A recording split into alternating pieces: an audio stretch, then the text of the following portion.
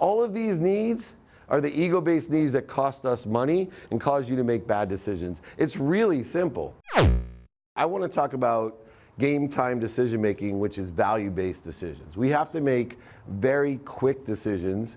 And the reason we have to make quick decisions today is that the innovation in technology, processing, and data are out of control. It's accelerating at a pace that's unbelievable. There's more data in the Wall Street Journal tomorrow than existed in all of the 1950s. So if you're running a business, no matter it's based off of the financial institutions that we know, the educational institutions, the political institutions, whatever institutions that have been created, they're totally antiquated. And yet we're supposed to run businesses. I think I know one of them here that's over 117 years old. Imagine the change that's going to occur next week, and how do we keep pace with that? The way that I believe that we keep pace with that is through values and understanding old school values and old school possibility to probability to perspective. How are things manifested? And I'm going to tie in a few lessons that I've learned. I know I shared some stories with some people here that they were interested. The way that I determine the values, and I just haven't been in sports my whole life. I went to law school. The only reason I literally went to law school was to be rich. I had an extraordinary mom, 6 kids, single mom, doctor, lawyer, failure. Fetus wasn't fully developed till after graduate school. 4 brothers, 1 sister, all went to the Ivy Leagues. People ask me how she was so successful with the Harvard, Penn, Columbia, all these great kids, and she raised us literally teaching and filling up turnstiles at the 7-Eleven with greeting cards and packing our dinner in a station wagon. While my dad left at 5. At 7-year-old, I had a very wealthy father married to a lady that was closer to my age than his. Me in the backseat going, Mom, you're such a loser. Why can't you be more like Dad?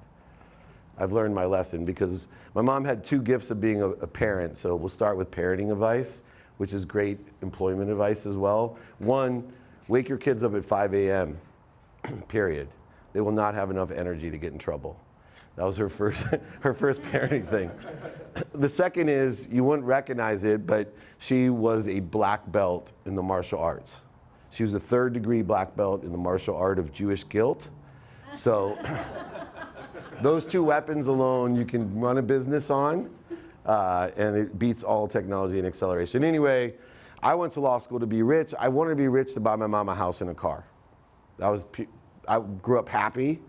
And I will get to the point that I think we have a happiness problem. That's the biggest fear that I have for corporate America and all the companies that I executive coach, is that people aren't happy. From the graduating seniors in college to the people that are employed, it's about 90% of the people today are not happy. They're full of anxiety, fear, depression, suicides on an extraordinary rate. This is a big issue for business. And it may not seem so. We may be creating void, shortages, and obstacles for the technology and the acceleration and the money side of things in these institutions, but it really comes down to these core values. And my core values, I was happy. The only time I wasn't happy is I saw my mom crying because the car broke down. Financial stress was literally the only time that I was unhappy, because I saw my mom stressed and unhappy and crying. So in my mind, I thought, man, if I'm rich, I'll be happy. I'll buy my mom a house and a car.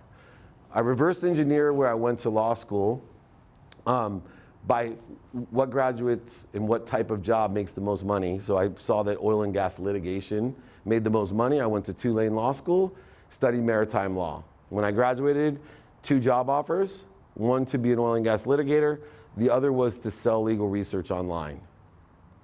Now, this is one of the key lessons today as an employer that you have to understand, because we do this to our employees, our associates, our managers, and our executives. I asked my mom what I should do. I wanted to be rich. I had, 6-figure job being a lawyer. My comp plan selling legal research was $250,000. I was 24 years old. Both seemed like I'd be okay making money. So I asked my mom, what should I do without blinking? Of course, she said, be a real lawyer. She also said, because this internet, it's a fad. I see this happen all the time. In business, in sports, and in life, we put faith in what other people want for us. We vote for what other people want for us, especially if they care about us, they employ us, they pay us, they love us. And it's a huge mistake. Just because someone loves you and pays you, or pays you and doesn't love you, doesn't mean they give you good advice.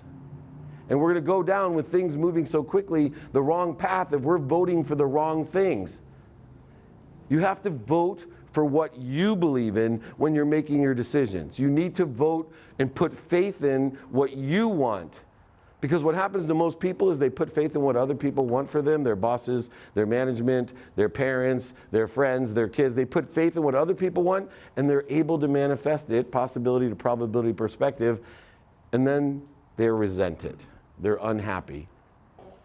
Why not vote for what you want? Faith is just like voting. The more you vote for what you want, the more you think, say, do, and believe what you want, the more likely it will occur in life and business, in your personal life and in business.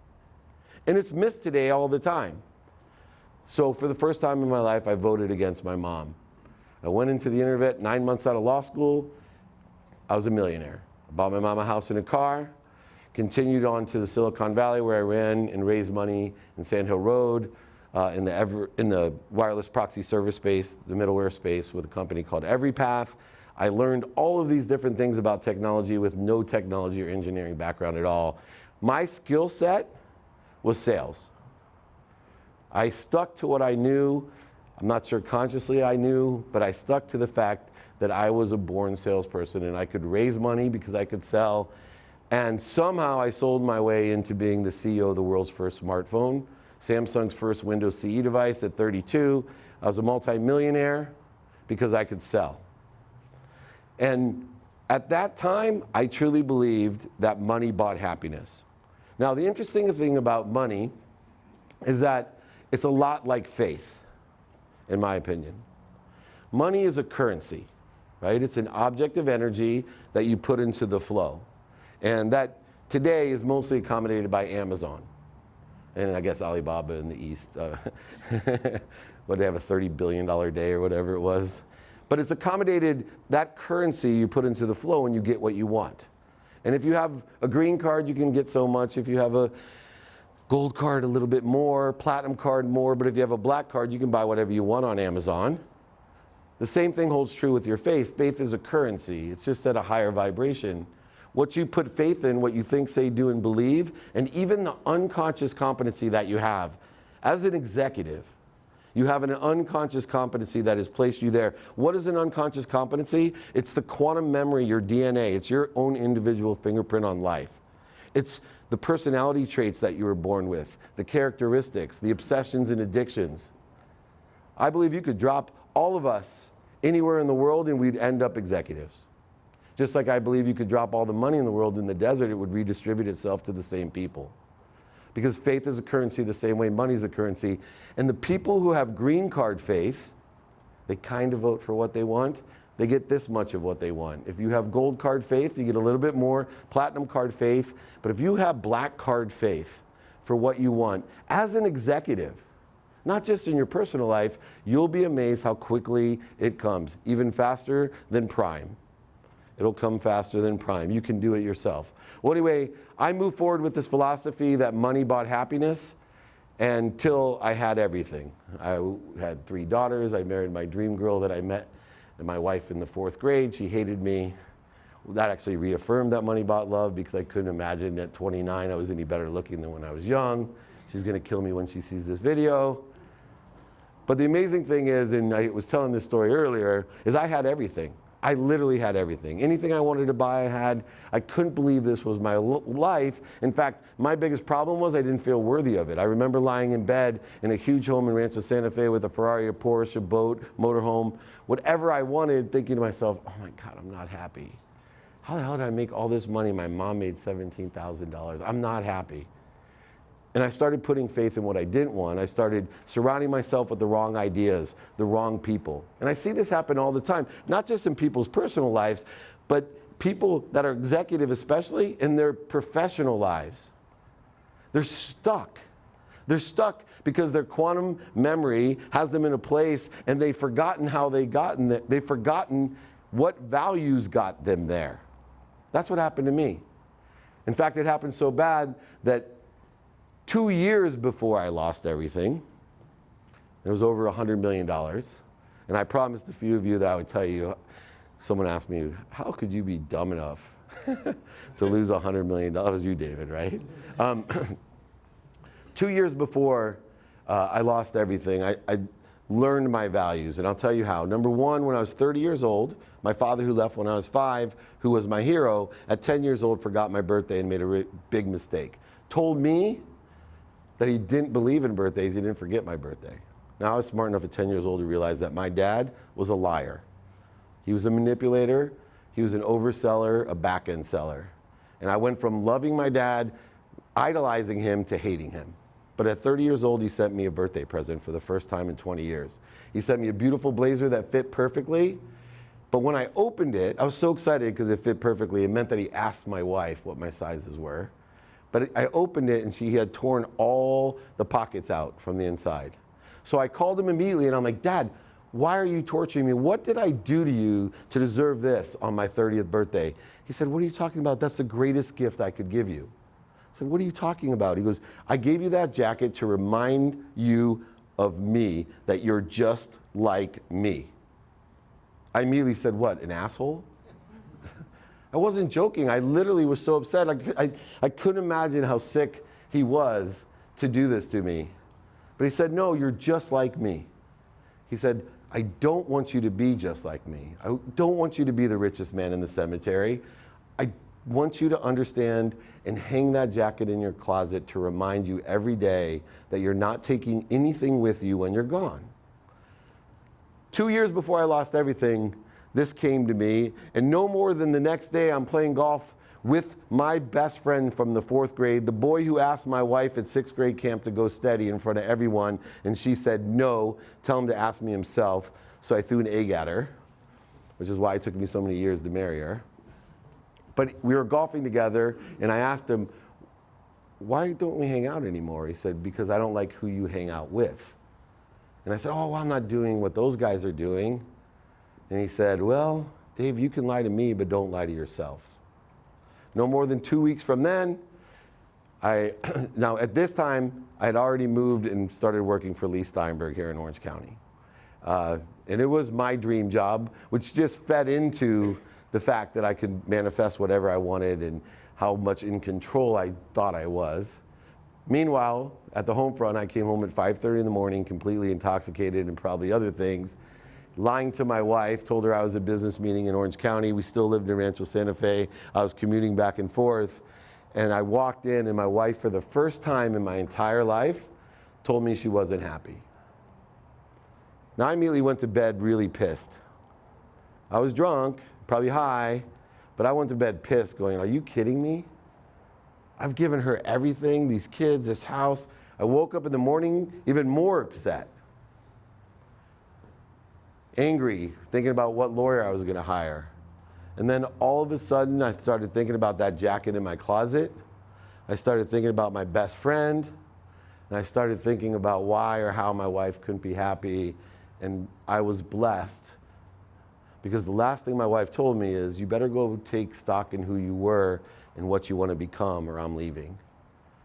And it hit me that my wife was right, my dad was right. I hated my father because he was exactly like me.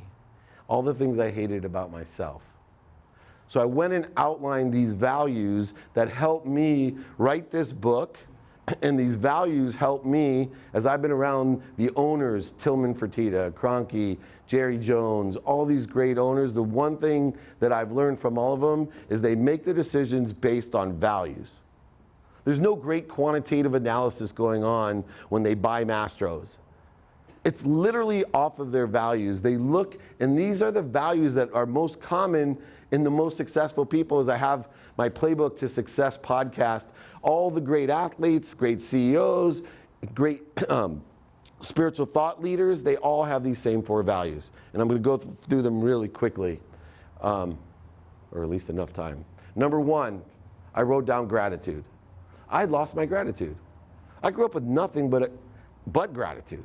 Gratitude gives you perspective. It allows your past to be great, your present to be better, and your future to be brighter. In fact, if you want to change your life and you're going to take away one thing tonight, just say thank you before you go to bed and thank you when you wake up.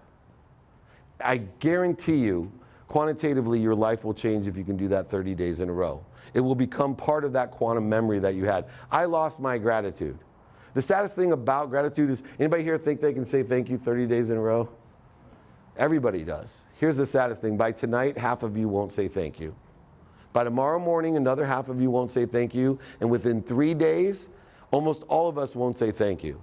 I've studied with the wealthiest men and women in the world. I've studied with the thought leaders. I've written books with Jack Canfield.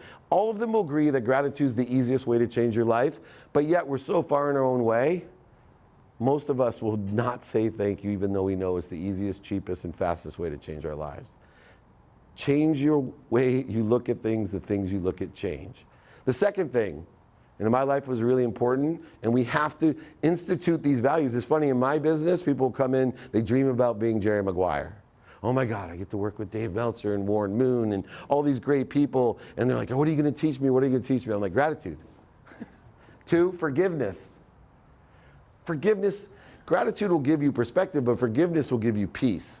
And the great thing about forgiveness is there's only one person you ever have to forgive. Everybody knows who that is, right? Yourself, right? Why? Because we can't give what we don't have. How much time, money, emotion, and resources are wasted in your business? How much time, money, and resources are wasted in your business because there's no forgiveness? Do you know how many executives I see wasting time, emotion, and resources because they haven't forgiven themselves and they can't give it to others? They sit in blame, shame, and justification all the time, making bad decisions, ego-based decisions, because they have a need to be right, a need to be offended, a need to be resentful, a need to be superior, a need to be inferior, a need to be separate, a need to be anxious, a need to be frustrated, a need to be angry. All of these needs are the ego-based needs that cost us money and cause you to make bad decisions. It's really simple. If you want to make good decisions, look at it with a perspective and a lens of gratitude and forgive yourself. And then finally, third, be accountable. Accountability should be a cornerstone of your businesses. When you make a decision, the only 2 questions you should ask yourself is, number 1, what did I do to attract this to myself? And 2, what am I supposed to learn from it? Life is about lessons. The lessons are going to keep on coming until you learn them. If you haven't learned the lesson yet, it's going to result in some sort of pain. Physical pain, emotional pain, financial pain. It will manifest itself in pain if you haven't learned the lesson. Here's the coolest things about lessons. 1, you will forget every lesson you ever have learned. I teach and preach gratitude, forgiveness, and accountability. And I forget it every day. I'm not grateful every day. I forget to be kind. I forget to pick up trash. I forget what's really important to me. So we have to be cognizant as executives that we can't forget the lessons. We have to remember rule number 2 about lessons is, number 1, we're going to forget every lesson we ever learned, but most importantly, especially with technology, we have the power to remember all lessons at any time and access them now, even ones we've never known before. If we're looking, it's 1 Siri question away. We can learn the lesson. Now, we're going to forget it, but we can learn it, and we want to institute that. Now, finally, as I come to the last few minutes, the 4th value that I had, I called effective communication. And when I was lying in bed thinking about how I was going to change my life back to what it was 2 years before I lost everything, I thought, wow, if I could just effectively communicate, motivate, and inspire people again. And then I realized one thing, that it was more than effective communication. It was true inspiration, that I had to learn to clear the corrosion and interference to that which inspired me. What made me great, what gave me power throughout my entire career as an executive, was that I was completely connected to inspiration all the time. I had more energy and positive light than anyone that I knew. And I allowed all of my ego to corrode that connection. And that I was going to allow that power to come through me with appreciation, adding value to it, to give away, that I would have to learn to effectively communicate first with the highest and most powerful source of light, energy, and wisdom that I did. And we're all connected like a lamp at all times. You don't have to connect to it. You have to clear the connection by being aware of what your ego feeds us to do, because when we make decisions out of ego, we're accelerating in the wrong direction. When you are in ego-based consciousness, the need to be right, offended, separate, inferior, superior, etc., you are on fire. Your mind is on fire, your body is on fire, your soul is on fire, and you're moving and accelerating in the wrong direction. This is how bad decisions are made, really bad ones. And when somebody asks me, how do you lose $100 million? Live in ego. And that's what I was doing. I got into a lawsuit. I didn't ask for help. I had no humility at all. I'd always made money, always thought I'd make money. I owned a golf course, a ski mountain, 33 homes, tons of stocks. I had over $100 million just in the golf course alone. And I thought, as I got into the lawsuit, I needed to prove that I was going to be right. And I just started blowing through cash to prove that I was right. And then I went to my private bank and I said, oh, I need another $5 million. Can I run a line for that? And they said, no. What are you talking about? I have all this equity. They said, oh, we know you have equity, but it's late 2007. We'd rather hold on to that equity. We're not so confident in how much you have anymore. And it seems like you're blowing through cash really fast. Maybe you should go somewhere else.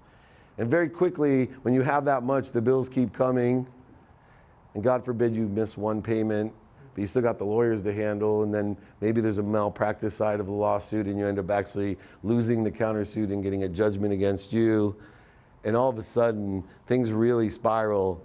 But in the end, I lost over $100 million because instead of living my life in the enjoyment of, the consistent everyday, persistent without quit, pursuit of my potential, my truth, which is what my mom instilled in me, regardless of what talent, skills, or desire I had, she instilled in me to enjoy every day that consistent, persistent pursuit. I decided to live in ego-based consciousness with all of these needs, and I accelerated in the wrong direction. If your mind, body, and soul are on fire, we all know what to do when you're on fire. Stop, drop, and roll. Stop, drop, and roll. Stop, relax, go back to your center, to your higher frequency, to your truth-based consciousness, and make a game time decision. Do not make your decisions in ego-based consciousness. Do not allow your management to do it, your employees to do it. Use gratitude, accountability, effective communication, and inspiration to lead and inspire others. And to conclude, the main purpose of this book, as I told a few people earlier, is that it literally goes through a pre-game analysis, a lesson using sports stories, and a post-game analysis on how to stay in truth consciousness, how to make good decisions, to be kind, to provide value, to be of service, utilizing sports as a backdrop or a leader to do so. That's what that book does. That's what we're here to do. Why? Because my only mission in life now, I've made a lot of money, I've helped a lot of people and have a lot of fun, is I'm looking for 1,000 of you that can impact 1,000 more people, that can impact 1,000 more people, just simply to be happy. To empower them with gratitude, forgiveness, accountability, and inspiration as much as you can every single day. Because I know in my lifetime, if I can just find 1,000 of these great executives like yourself that have that ability, 1,000 times 1,000 is a million times 1,000 is a billion. And I sit here humbly thinking, if I ever thought I could stand on a stage and truly believe myself that I could impact the world that significantly, to bring 1 billion people to be happy and create a collective consciousness that would create abundance for everyone, food, everything you can think of would be available. The math makes sense, and I know that in my lifetime, because I get so many different stages, that I will find 1,000 of you. And if you want to be one of those 1,000, please reach out to me, because that's what truly will make me happy, is to make you happy and empower you to make others happy. I appreciate your time. I appreciate Scott. Thank you so much.